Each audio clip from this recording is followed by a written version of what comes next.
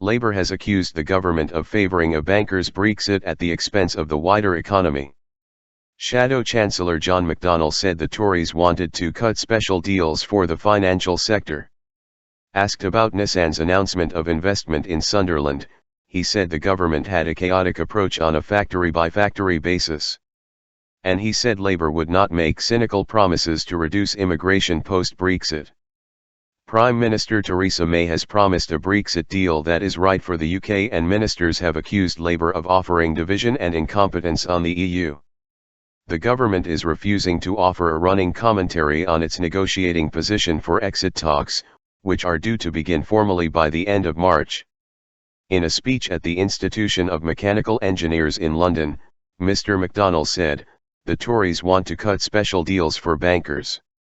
He warned that the negotiations should benefit everyone in the country and not just Tory special interests, describing government preparations for negotiations as shambolic. He added, "Already, Tory cabinet ministers are looking to cook up special deals for their friends in the City of London, while Tory backbenchers want to attack hard-won workplace rights. They'll cut a deal for finance, but ignore our small businesses and manufacturers. What about us?" Reflecting on the Labour leadership's referendum campaign, which was criticised as lukewarm by some of the party's MPs, he said he believed the EU was a flawed institution but that it had been better to fight for reform than to leave. As for the outcome of the vote, the Shadow Chancellor added, "We should not pretend the referendum result can be undone. Labour would take back control from the EU of the economic levers of power like state intervention," Mr. McDonnell said, "and would protect the financial sector but expect it to finance other industries."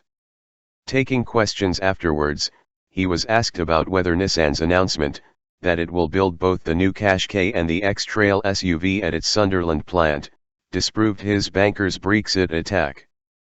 "This is chaos at the moment," he said, accusing the government of doing deals secretly behind closed doors on individual factory deals. "What other manufacturers are going to say is what about us? Incompetence." Mr. McDonnell was also challenged to clarify the party's position on immigration, with some senior party figures suggesting numbers should be reduced after Brexit. He said Labour favoured balanced migration and that the vote to leave the EU reflected worries about people's living standards.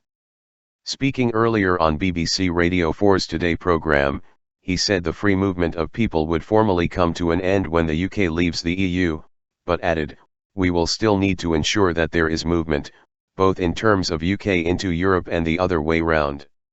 He said unscrupulous employers should not be able to use immigration to undercut wages. Reacting to his speech, David Gauke, Chief Secretary to the Treasury, said, "All Labour can offer the British people is division and incompetence. They don't believe Britain can thrive outside the EU, and after the economic mess they left behind last time, no one should ever trust them again with the economy. The Conservative Party will deliver the right deal for the whole United Kingdom as we leave the EU and build an economy that works for everyone here at home."